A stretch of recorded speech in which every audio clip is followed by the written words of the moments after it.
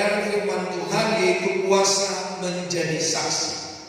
Kalau beberapa minggu yang lalu kita diberikan tema supaya kita menjadi saksi, baik di marketplace di mana Tuhan tempatkan kita, dan hari ini ternyata Tuhan tidak membiarkan kita sendiri. Dia memberikan kuasa bagi kita untuk menjadi saksi daripada Allah. Itulah sebabnya hari ini kita akan melihat dalam kebenaran firman Tuhan dalam Injil Matius pasal yang ke-28. Injil Matius pasal 28 dimulai ayat 16 sampai ayat yang ke-20. Injil Matius pasal yang ke-28 ayat 16 sampai 20. Mari kita baca bersama dalam Injil Matius pasal 28 ayat 16 sampai 22:3. Dan ke-11 murid itu berangkat ke Galilea, ke bukit yang telah ditunjukkan Yesus kepada mereka. Ketika melihat Dia, mereka menyembahnya, tetapi beberapa orang ragu-ragu. Yesus mendekati mereka dan berkata, "Kepadaku telah diberikan segala kuasa di surga dan di bumi. Karena itu, pergilah, jadikanlah semua bangsa muridku, dan baptislah mereka dalam nama Bapa dan Anak dan Roh Kudus, dan ajarlah mereka melakukan segala sesuatu yang telah kuperintahkan kepadamu, dan ketahuilah aku menyertai kamu senantiasa sampai kepada akhir zaman." Nah, peristiwa ini Bapak Ibu Saudara adalah peristiwa setelah Yesus disalib, dikuburkan dan bangkit dari antara orang mati, dan di akhir-akhir ketika Dia akan naik ke surga untuk duduk sebelah kanan Allah Bapa dan berdoa bagimu dan bagiku, maka Tuhan Yesus memberikan sebuah pesan kepada murid-murid, yaitu bahwa segala kuasa diberikan kepada Yesus Kristus. Menguasai siapa? Menguasai bumi ini. Itulah sebabnya Yesus berkata, "Pergilah, jadikanlah semua bangsa muridku, baptislah mereka, ajarlah mereka." Nah, Bapak Ibu Saudara kasih Tuhan, ada 3 bagian penting, yakni pemberian otoritas dari Yesus, mandat dari Yesus, berkesinambungan, dan pemberian sebuah janji pernyataan oleh Yesus.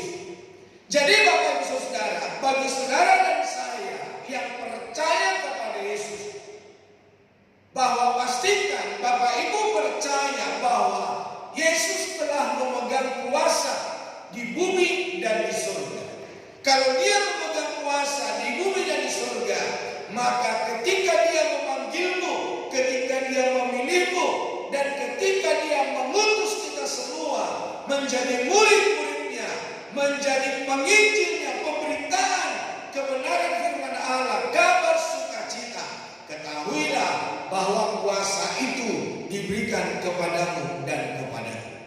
Di dalam Injil Yohanes pasal yang pertama dikatakan bahwa orang yang percaya kepada Yesus Kristus diberikan kuasa menjadi anak-anak Allah. Jadi kalau saudara dan saya menjadi anak-anak Allah, kuasa yang diberikan kepada Yesus Kristus itu pun menjadi milik bagian kita. Nah, Bapak Ibu Saudara kasih Tuhan, bagian yang pertama sebagai pemberian otoritas Yesus, mandat yang diberikan oleh Tuhan bagi kita adalah otoritas dari Yesus di dalam ayat yang ke-18. Setelah kebangkitannya, Yesus memiliki otoritas atas seluruh dunia. Tidak ada wilayah, bangsa, atau budaya yang tidak berada dalam daerah kekuasaan dan otoritasnya. Tidak ada, Saudara. Karena apa? Allah, Tuhan telah memberikan otoritas bagi Dia. Itulah sebabnya Bapak Ibu Saudara, percayalah ketika kita menerima Dia menjadi Tuhan dan Raja di dalam segala perkara yang kita hadapi, ketika kita menjadi orang percaya, mempertahankan kebenaran firman Allah yang telah diberikan dan kita miliki di dalam hidup Tuhan yang ikut campur tangan, Tuhan yang memberikan penyertaan atas hidupmu dan hidupmu. Yang kedua, saudara, bahwa Yesus memberikan mandat atau amanat, perintah kepada murid-muridnya, perintah kepadamu dan kepadaku. Mandat itu disampaikan dalam 4 kata kerja, yaitu present tense, yakni pergi, jadikan murid, baptislah, dan mengajarkan. Jadi ada 4 tugas, bukan pasif, saudara, tetapi tugas yang harus kita kerjakan, yaitu pergi, bergerak, melakukan sesuatu yang Tuhan suruh. Saya seringkali berkata bahwa sekarang ini kita yang menjadi pemegang tongkat estafet pemberitaan kebenaran firman Allah, kita yang memegang tongkat estafet untuk memenangkan jiwa. Dan dikatakan selain hanya pergi, jadikan murid, bukan pengikut, saudara. Kalau hanya jadi pengikut, kalau dia suka, maka dia ikut. Kalau dia tidak suka, dia tidak ikut. Kalau dia pengen sesuatu, dia ikut. Kalau dia tidak mau, ya dia tidak ikut. Ya kalau kerinduannya atau keinginan hatinya tidak tercapai, dia tidak ikut, saudara. Itu pengikut. Tapi kalau murid, hujan, badai, banjir, karena dia murid, ya tentu seperti anak sekolah, saudara. Hujan, panas, terik matahari, yang menjadi murid ada ujian, ada ulangan, ada segala hal yang diperbuat di sekolah, dia ikut, saudara. Kenapa? Dia murid. Demikian halnya hidupmu dan hidupku di dalam Kristus. Kalau kita menjadi murid, kita mengikuti apa yang dikatakan oleh guru kita, yaitu Yesus Kristus. Dan yang berikutnya dikatakan baptislah. Baptis. Baptis itu dari kata baptis, yaitu dipermandikan, dikuburkan. Jadi orang-orang yang percaya kepada Kristus tentu harus dipermandikan sesuai dengan kebenaran firman Allah. Nanti Bapak Ibu bisa mencari di Roma, itu ada. Dikuburkan. Jadi sama seperti ketika Yesus dikuburkan, kita pun dikuburkan di dalam air dan bangkit menerima tubuh yang baru. Setelah dibaptis dan mengajarkan, perlu belajar, perlu mengajar, saudara.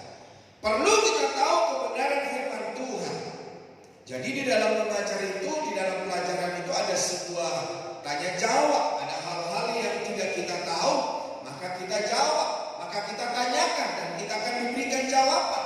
Jadi sebuah pengajaran. Kalau di gereja seperti pada saat pagi hari ini, tidak ada tanda-tanda atau tidak ada kesempatan untuk kita tanya jawab, saudara.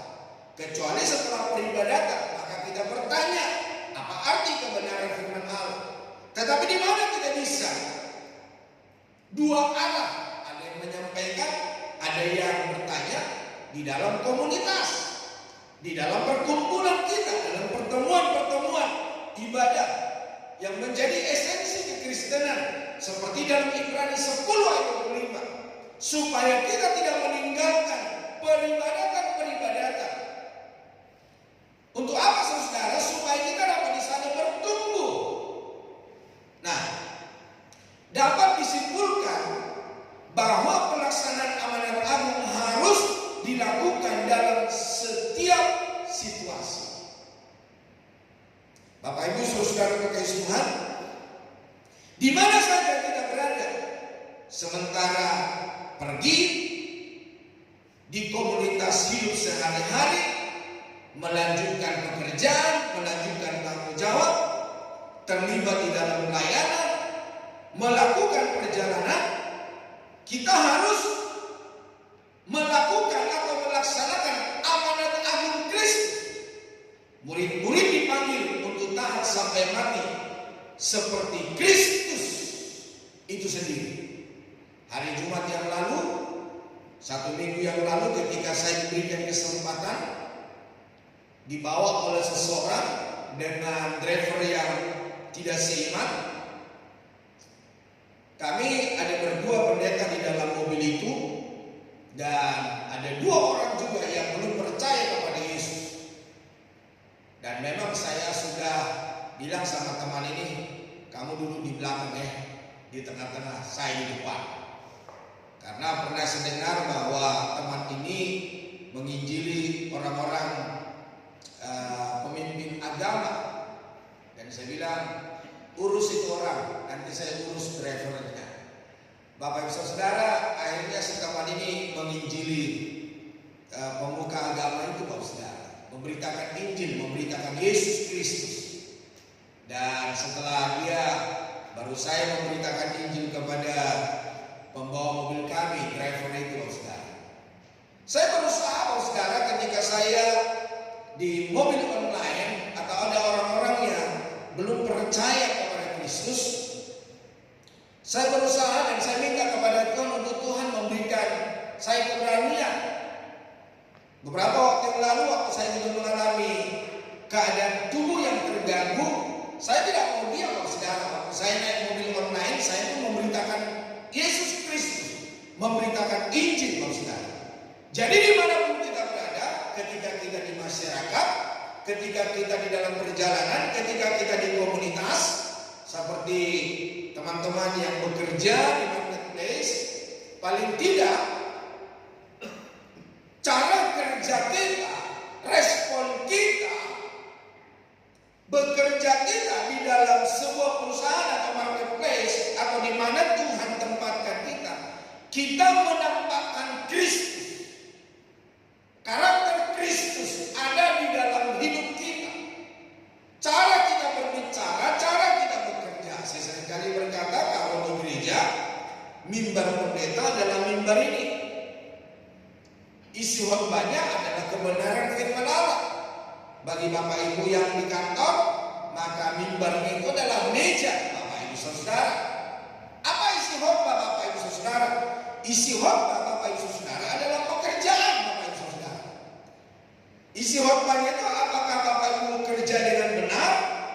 Apakah Bapak Ibu bekerja sebelum waktunya yang diminta Bapak Ibu telah menyelesaikannya dengan baik? Atau tetap molor-molor? Bagi anak-anak yang di sekolah, yang kuliah, maka mengerjakan tugas dan tanggung jawabnya sebagai pelajar, anak kuliah. Bagi para wanita sebagai ibu rumah tangga, melakukan tugas dan tanggung jawabnya di dalam rumah. Ya tentu para wanita tahu menjadi tugas dan tanggung jawabnya. Para pria melakukan tugas dan tanggung jawabnya. Jadi dimanapun kita berada, saudara, ada waktu-waktu untuk kita berkhotbah dan ada hasil dari khotbah kita. Nah, untuk orang-orang luar yang tidak percaya kepada Kristus adalah pemberitaan Injil, pemberitaan pertobatan, pemberitaan pengampunan dosa, pemberitaan kehidupan yang kekal yang kita sampaikan kepada banyak orang. Nah, yang ketiga, saudara, dari bacaan yang kita baca, pemberian sebuah janji oleh Yesus di dalam ayat yang ke-20. Janji itu dikatakan untuk kita disertai. Saya bacakan. Sebelum pemberian janji oleh Yesus, dia memberikan perintah untuk mengajarkan semuanya. Dengan kata lain, setelah baptisan dilakukan, aktivitas yang harus dilakukan berikutnya adalah mengajarnya. Penekanan Yesus adalah pada pengajaran yang sehat dan yang berkesinambungan. Pengajaran yang baik akan menghasilkan murid yang pada waktunya juga akan memuridkan orang lain. Jadi Bapak Ibu Saudara, kita bukan hanya sekedar menjadi simpatisan, bukan sekedar jemaat yang ada di dalam sebuah komunitas, di dalam gereja, tetapi kita adalah murid-murid dan suatu saat kita pun bisa memuridkan orang lain. Dan itu yang menjadi tugas dan tanggung jawab kita sebagai orang percaya. Karena apa? Ketika kita berjumpa dengan Tuhan, Tuhan akan meminta pertanggungjawaban. kita di hadapan Allah. Ya, seperti di dalam Yesaya berkata, kalau aku berfirman untuk orang jahat supaya dia kembali dari kejahatannya, namun engkau tidak memberitakan, engkau tidak memberitahukannya. Firman Allah berkata, kelak dia mati, aku akan menuntut pertanggungjawaban nyawa orang itu daripadamu. Tetapi ketika aku berfirman, engkau telah menyampaikannya dan dia tidak mau bertobat, firman Allah berkata, kamu telah bersih, kamu tidak ikut bertanggung jawab atas nyawa orang itu. Jadi Bapak Ibu Saudara, kekristenan bukan hanya sekedar di gereja. Kekristenan bukan hanya sekedar kita menerima keselamatan, tetapi kekristenan kita dimuridkan dan kita pun menjadi murid. Kita dapat memuridkan orang lain untuk menjadi muridnya Kristus Yesus. Nah, Bapak Ibu Saudara kekasih Tuhan, Yesus berjanji tidak akan meninggalkan para muridnya. Ini adalah janji Tuhan, saudara. Seseorang yang menjadi murid dan memberitakan amanat agung, janji Tuhan, Tuhan tidak meninggalkan, Tuhan tidak membiarkan. Bahkan dikatakan, aku menyertai. Sampai apa, saudara? Sampai finish, sampai zaman berlalu. Janji ini berlaku bagi setiap murid di setiap zaman dan di setiap tempat. Bahkan janji penyertaan ini bukan sekedar menyertai saja dengan bantuan, tetapi disebut memihak. Jadi Tuhan akan berpihak kepadamu ketika engkau memberitakan amanat agung. Jadi spesial, saudara. Memang penyertaan Tuhan bagi setiap orang yang percaya. Tetapi firman Allah berkata, menyertai kamu sampai kesudahan Allah. Ada di dalam firman Tuhan yang lain dikatakan, ketika kita mempertahankan iman kita, ketika kita memberitakan amanat agung kepada banyak orang, firman Allah berkata, kamu tak perlu takut apa yang harus kamu katakan. Firman Allah berkata, Roh Kudus akan memberikan keberanian, akan memberikan kata-kata untuk dapat kita membela diri, untuk dapat kita berkata-kata, sehingga saudara, kebenaran firman Allah dapat ditaburkan. Nah, kalau kita bukan menjadi murid, kalau kita tidak mengerti kebenaran firman Allah, bagaimana kita disertai oleh Tuhan, bagaimana kita memiliki sebuah keberanian? Makanya ada banyak orang ketika gak usah memberitakan Injil, ada tetangga kerasukan setan dan tetangga meminta jemaat untuk berdoa, gayanya sudah gaya dada, yang berkata jangan aku, ntar ya saya telepon dulu pendeta. Padahal saudara kekasih Tuhan, setiap murid Kristus dikatakan bahwa Tuhan menyertai, kuasa ada di dalam hidup kita. Selain menyertai, Yesus juga membantu dan memihak para muridnya dalam segala kesulitan. Dengan demikian, perintah itu tidak hanya untuk dilakukan orang-orang tertentu pada waktu yang tertentu, melainkan untuk dilakukan oleh semua muridnya di sepanjang jalan. Dan kalau saudara dan saya menjadi murid Kristus, maka kita pun akan disertai. Penyertaannya sekali lagi memihak. Jadi khusus penyertaannya, diberikan kekuatan, diberikan keberanian. Nanti kita akan melihat contoh-contoh di dalam Alkitab. Nah, apa yang perlu kita ingat tentang kesaksian kita? Yang pertama, saudara, diawali dengan kuasanya. Jadi ketika kita bersaksi, ketahuilah saudara bahwa kuasa Tuhan ada menyertai kita. Kuasa Tuhan ada bersama dengan kita. Dia tidak membiarkan kita sendiri. Dia tidak asal memanggilmu dan memanggilmu.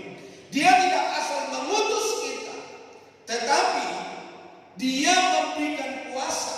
Di dalam ayat yang ke-18 ataupun tadi seperti di dalam Kisah Rasul pasal 1 ayat 8 dikatakan, aku akan memberikan Roh Kudus untuk menyertai kamu.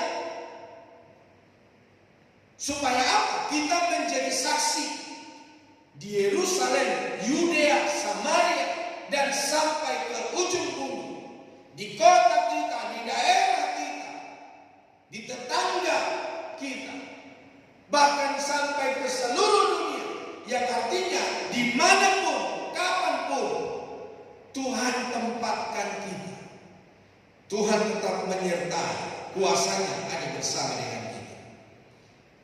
Saat memberikan tugas kepada para muridnya, Tuhan Yesus meneguhkan dengan pernyataan, kepadaku telah diberikan segala kuasa di surga dan di bumi.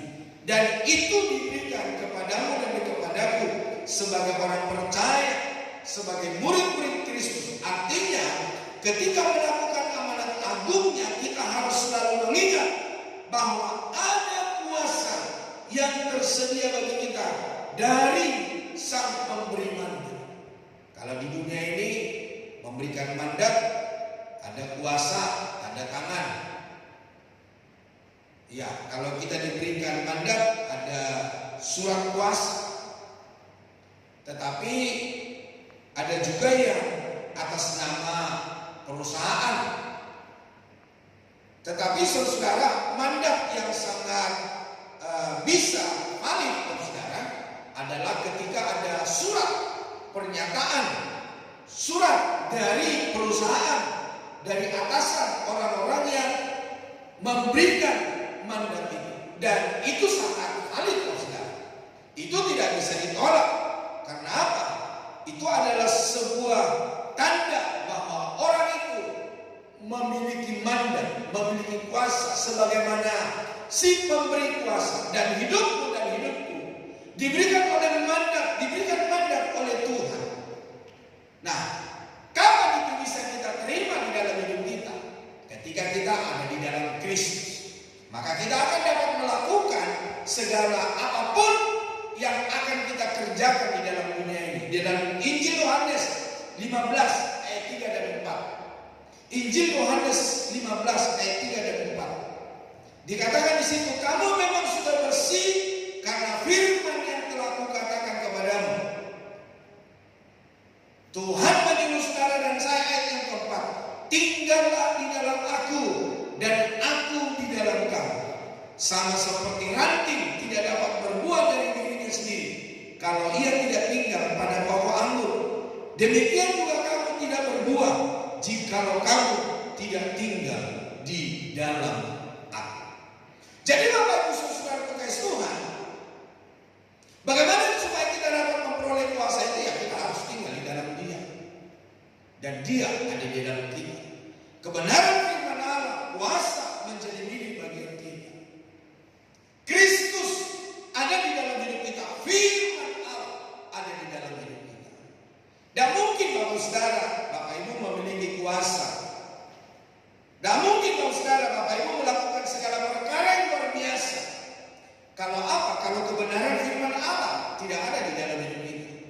Apa yang mau kita perkatakan ketika menghadapi orang sakit, ketika menghadapi orang-orang yang kerasukan setan? Perkataan apa yang harus kita katakan kalau kita tidak memiliki kebenaran firman Allah? Waktu Yesus puasa 40 hari 40 malam, dia katakan dalam firman Tuhan, si iblis menggoda dia. Apa yang harus dikatakan? Ada firman, engkau harus menyembah Tuhan Allah. Ada firman, manusia bukan hanya hidup dengan apa? Roti, tapi dengan firman Allah. Jadi Bapak Ibu Saudara harus memiliki kebenaran firman Tuhan. Apa yang kita katakan kepada orang kerasukan setan? Apa yang kita katakan kepada orang yang sakit? Kalau kita sendiri tidak ada di dalam Kristus, kita tidak memiliki firman-Nya, kita tidak memiliki mandatnya. Dan mungkin. Itulah sebabnya adalah di dalam Kristus. Sehingga apa? Firman Tuhan yang dijanjikan. Maka kamu akan berbuah, kamu akan dapat melakukan itu dan ini. Jadi Bapak Saudara kekasih Tuhan, kuasa Nah, Bapak Ibu Saudara, yang kedua yaitu dijelaskan rinci tugasnya. Jadi ketika kita dikatakan kuasa ada di dalam hidup kita, ada tugas yang harus kita kerjakan. Tadi saya sudah menyinggung di depan, tugas para murid adalah untuk pergi. Itu yang pertama. Hal ini menekankan bahwa kita tidak seharusnya berdiam diri atau nyaman di kandang, nyaman jadi orang Kristen. Jangan kita nyaman hanya kita diselamatkan. Jangan kita nyaman hanya kita mengenal Kristus. Tapi nyamanlah ketika firman Tuhan itu dapat Bapak Ibu Saudara beritakan kepada banyak orang. Itulah sebabnya seperti yang saya katakan tadi, kalau saya ada di mobil online, ya mungkin di motor agak susah ya, di mobil online, saya suka memberitakan kebenaran firman Tuhan. Kalau saya sering makan di tempat di mana saya berkali-kali makan, saya sudah kenal orang itu, mereka sudah mulai kenal saya pun berbicara tentang penginjilan, saudara. Iya. Bagi Bapak Ibu yang sering makan bakso, atau Bapak Ibu yang suka panggil bakso, datang ke rumah, apakah mereka sudah mengenal Injil? Apakah mereka sudah mendengar Injil? Perlu Bapak Ibu Injil, Bapak Saudara. Saya sudah pernah katakan dengan cara apa? Ya mungkin kita tidak berbicara tentang kebenaran firman Allah, tetapi ada hikmat yang Tuhan berikan bagi kita. Ya seperti Yesus berkata, manusia hidup bukan dari roti saja. Nah, kita dapat bersaksi kepada orang, bang, kalau saya makan baksonya abang ini saya pasti lapar.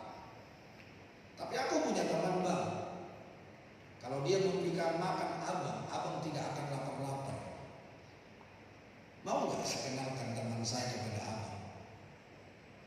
Kalau di kitabnya abang namanya Isa alaihissalam, tapi di kitab saya, kepercayaan saya, namanya Yesus Kristus.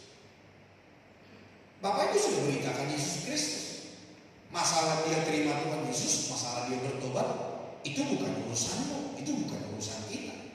Ya kalau masih ada kesempatan untuk membawa dia kepada Kristus, oh puji Tuhan, haleluya. Namun firman Allah berkata, setiap firman Allah yang ditaburkan itu tidak akan kembali dengan sia-sia. Yang terpenting, saudara, kita telah memberitakan Yesus yang memberikan pengampunan dosa, memberikan keselamatan, dan memberikan hidup yang kekal. Tugas berikutnya selain hanya pergi, yaitu menjadikan murid, bukan pengikut, bukan hanya ngumpul-ngumpul di gereja, tapi jadi murid. Diajarkan. Ya seperti kita pada hari Kamis di sini, khotbah saya hari Minggu ini kembali kita ulas di hari Kamis. Supaya apa? Supaya semakin tajam. Kita mendiskusikannya. Kita saling memberikan pendapat, saling memberikan pengalaman, saling memberikan sebuah kesaksian. Jadi Bapak Saudara, membuat semua orang menjadi murid dari semua bangsa, suku, bahasa, dan semua kalangan. Jadi tugas selanjutnya yang diberikan kepada kita yaitu mengajar. Makanya ada visi-visi gereja kita memberitakan firman Tuhan yang benar. Setiap kali saya berbicara berkhotbah di gereja ini, selalu ada ayat pendukungnya. Jadi bukan mengarang-arang, saudara, tapi ada firman Tuhan sesuai dengan kebenaran firman Allah. Jangan seperti seorang pengkhotbah sudah sampai dikenal oleh banyak orang, dia berkata begini, kita nggak pernah ditugaskan baca Alkitab. Tuhan tidak pernah menyuruh kita baca Alkitab, tapi Tuhan menyuruh kita merenungkan firman Allah. Nah, bagaimana kita merenungkan firman Allah kalau kita tidak baca Alkitab? Jadi Bapak Saudara Tuhan, ada pengajaran-pengajaran yang tidak benar. Padahal di dalam kebenaran firman Allah, saya kepada pria-pria, kami yang baca Alkitab setiap hari, di situ ada ayat saya campur supaya kita membaca kitab-kitab suci. Seperti firman Allah yang lain juga berkata, firman Allah itu mengajarkan kita untuk menuntun kita kepada kebenaran. Tulisan-tulisan yang tertulis di dalam kita. Jadi bagaimana kita bisa tahu untuk dapat memperbaiki diri kalau kita tidak baca Alkitab? Jadi Bapak Ibu Saudara kekasih Tuhan, beberapa waktu yang lalu ada juga saya dengarkan sebuah pemuka agama yang menyebut dirinya ke gereja, menyebut dirinya Kristus, anak Kristus. Dia bilang begini, di luar gereja, di luar Yesus ada keselamatan. Saya ingin tahu keselamatan apa di luar Yesus. Dia bilang dengan berbuat baik, dengan penuh belas kasihan, kamu akan selamat. Tidak ada masalah. Di dalam Injil Yohanes 14 ayat 6 berkata, Akulah jalan kebenaran dan hidup. Tidak ada seorang pun yang sampai kepada Bapa kalau tidak melalui Aku. Berbuat baik, penuh belas kasihan, itu adalah tanda bahwa kita telah diselamatkan. Dan kau tidak akan selamat ketika kau berbuat baik. Kasihmu sebesar apapun, sampai merobek-robek dirimu, kalau kau tidak percaya kepada Yesus, engkau tidak akan memperoleh keselamatan. Jadi Bapak Ibu Saudara kekasih Tuhan, hari ini mari kita sebagai orang percaya mau diajar, mau mengerti kebenaran firman Tuhan. Yang terakhir, yang ketiga, yaitu diakhiri dengan penyertaan, yaitu Tuhan menyertai kita. Para pemusik boleh maju ke depan. Ingatlah Bapak Ibu Saudara, seperti yang saya katakan tadi di depan, ketika kita memberitakan amanat agung, penyertaan Tuhan itu berpihak lebih daripada orang-orang hanya sekedar percaya, hanya sekedar ke gereja. Karena itulah janji firman Tuhan di dalam Injil Matius 28 tadi, Aku menyertai kamu. Kapan itu terjadi? Ketika kita memberitakan amanat agung. Nanti kalau kita melihat di dalam Alkitab, apa yang kita kerjakan dalam kesaksian, kemudian disertai dengan janji bahwa Yesus akan mengiringi dan menyertai. Penyertaannya kekal ketika Dia menyatakan bahwa Aku menyertai kamu senantiasa sampai kepada akhir zaman. Di Markus 16 ayat 17 dan 18 dikatakan apa di sini? Markus 16 ayat 17 dan 18, baca bersama kita. Dikatakan apa? 2, 3. Tanda-tanda ini akan menyertai orang-orang percaya. Mereka akan mengusir setan-setan demi namaku. Mereka akan berbicara dalam bahasa-bahasa yang baru bagi mereka. Mereka akan memegang ular, dan sekalipun mereka minum racun maut, mereka tidak akan mendapat celaka. Mereka akan meletakkan tangannya atas orang sakit, dan orang itu akan sembuh. Sebagai orang Kristen, adakah engkau mengalami hal ini? Tapi bagi orang yang memberitakan amanat agung, ini mandat, ini keberpihakan Tuhan di dalam hidupmu dan hidupmu. Ketika engkau memberitakan amanat agung. Tapi kalau kau hanya pengikut Yesus, hanya di gereja saja, kau tidak akan mengalami itu. Ya seperti yang saya katakan tadi, kalau ada rekanmu yang kerasukan setan, kau akan memiliki gaya dada dan berkata, jangan aku lah, si anu aja, si dia aja. Ketika ada orang memberitakan atau bertanya tentang kebenaran firman Allah, mereka penasaran tentang Yesus, kau tidak bisa memberikan jawaban.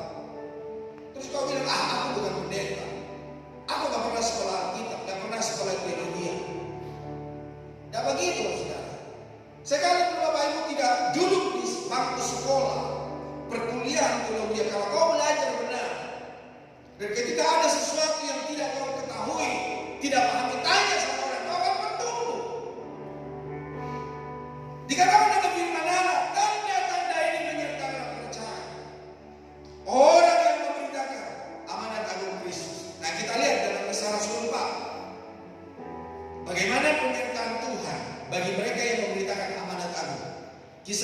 4:13 dan 14. Coba baca di situ dibilang apa? Ketika sedang itu melihat keberanian Petrus dan Yohanes dan mengetahui bahwa keduanya orang biasa yang tidak terpelajar, heranlah mereka, dan mereka mengenal keduanya sebagai pengikut Yesus. Tetapi karena mereka melihat orang yang disembuhkan itu berdiri di samping kedua rasul itu, mereka tidak dapat mengatakan apa-apa untuk membantahnya. Petrus dan Yohanes dikenal oleh mereka itu orang biasa. Tapi seperti dikatakan oleh Markus tadi, Tuhan akan memberikan bahasa baru. Kata-kata yang baru yang tidak dimiliki oleh manusia. Tuhan memberikan hikmat akan budi. Ketika bersoal jawab, ketika memberitakan Injil, Tuhan memberikan hikmat. Tapi kalau kau tidak memberitakan Injil, kau diam-diam wae, hikmat dari mana mau Tuhan berikan kepadamu? Karena jelas firman Allah berkata, tanda-tanda ini menyertai.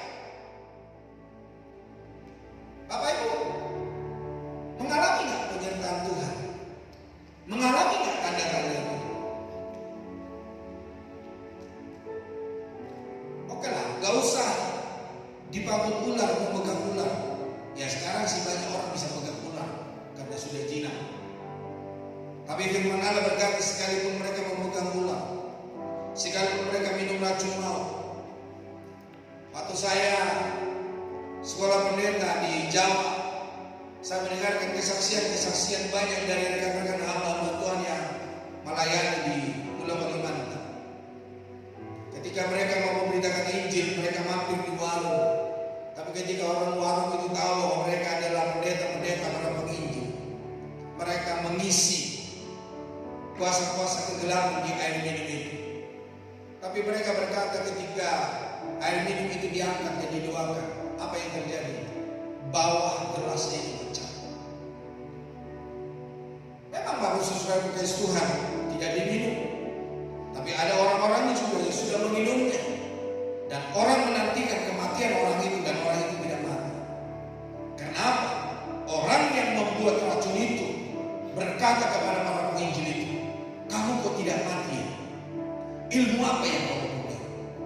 Saya tidak punya ilmu. Saya hanya percaya kepada Yesus Kristus. Kiranya itu menjadi sebuah pengalaman di dalam hidup kita. Ketika kita berdoa kepada orang sakit, kalau dulu dia minum minuman atau percaya kuasa-kuasa kegelapan, mereka mengalami manifestasi. Belum seminggu yang lalu kami berdoa kepada seorang, dan ketika kami berdoa di rumah sakit, orang itu muntah-muntah. Ternyata setelah saya dengar dulu hidupnya yang suka percaya kepada bertanya kepada orang-orang pintar, melakukan ya seperti dulu zaman dulu dia porkas gitu ya, perjudian.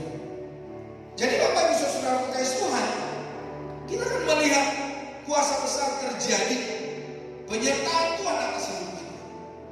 Jadi Bapak Ibu Saudaraku, ingatlah tugas dan tanggung jawab yang Tuhan telah berikan bagimu dan bagimu, bahwa Allah berpihak kepada orang-orang yang memberitakan amanat Allah. Penyertaannya, pendampingannya, seperti yang dialami oleh Petrus. Ada bahasa-bahasa baru.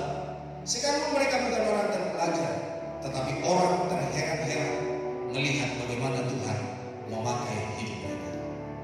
Jangan merasa engkau, aku orang keterbelakangan, aku orang yang bukan berpendidikan, aku hanya sebuah ibu rumah tangga. Percayalah, janji kebenaran firman Allah akan digenapi di dalam hidupmu ketika engkau memberitakan amanat agung Kristus. Penyertaan yang memberi jaminan bagi kita untuk tidak merasa